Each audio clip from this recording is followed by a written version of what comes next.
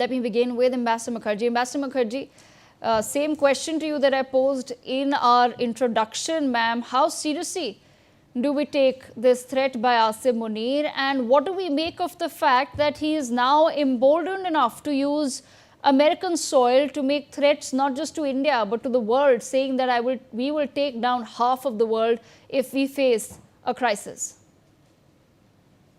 Well, we must take it very seriously, Devika, because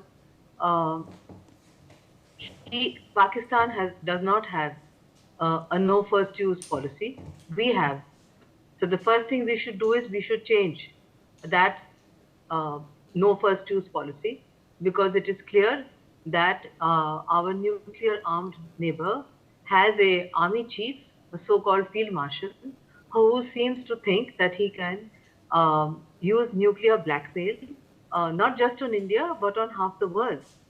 Secondly, that he is using the security of American soil to make such threats, not just to India but to the region and to the world, demonstrates that he has now, as you rightly pointed out, become emboldened enough to make such threats. Secondly, uh, when he says that he is going to use missiles to take down any embankment or any dam that we would construct on the Indus, on the river Indus on our side, we are the upper riparian state.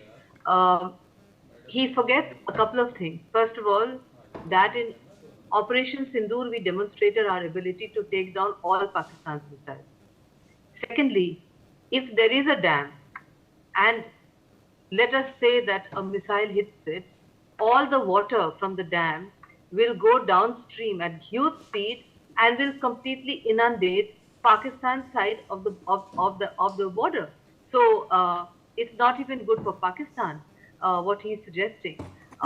His remarks on India being a speeding Mercedes Benz and Pakistan being a dump truck actually has not gone down well in Pakistani social media. It's not flattering at all. All that it shows is a kind of suicidal mentality, which means that Pakistan, as a dumper truck, will bash the Mercedes and destroy it while destroying itself. Very much similar to the nuclear blackmail he used on us. If the Americans choose to keep quiet about what he has said, which they have, there is total silence on their part. It also demonstrates that we seem to have got ourselves into a situation where the United States, which is supposed to be our closest strategic partner in that part of the world, does not have any interest in India's security vis-a-vis Pakistan, and that too from a country headed by a president whose main interest appears to be to get the Nobel Peace Prize.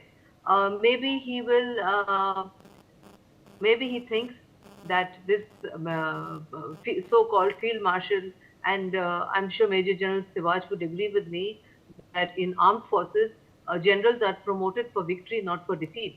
This must be the only case in the world where a general has been promoted to field marshal status. And field marshal status means, Devika, according to army terminology, that you must have won 2 wars, not one, to become field marshal. Okay, so this field marshal, who has become field marshal after losing Operation Sindoor, is now making these wild threats amounting to nuclear blackmail on American soil, headed by a president who keeps talking non-stop about how he's brought peace between India and Pakistan, how the Nobel Peace Prize should be given to him. I really wonder what kind of comment he will make on it. Maybe he will make those comments once this field marshal has left American soil. I think he was supposed to leave sometime today, but it's very shocking, and India has already reacted. And let him just try to send his missiles to us. Our Prime Minister has already said that Operation Sindoor has only been paused. Operation Sindoor was followed by Operation Mahadev, where our armed forces brought down the terrorists. If they want Operation Sindoor Phase 2, our armed forces and the entire country is prepared, and we are right behind our armed forces and our government. If they want to do this, so be it, Devika. Bharat, that is India, will teach this field marshal and his government a fitting lesson. Devika. Okay.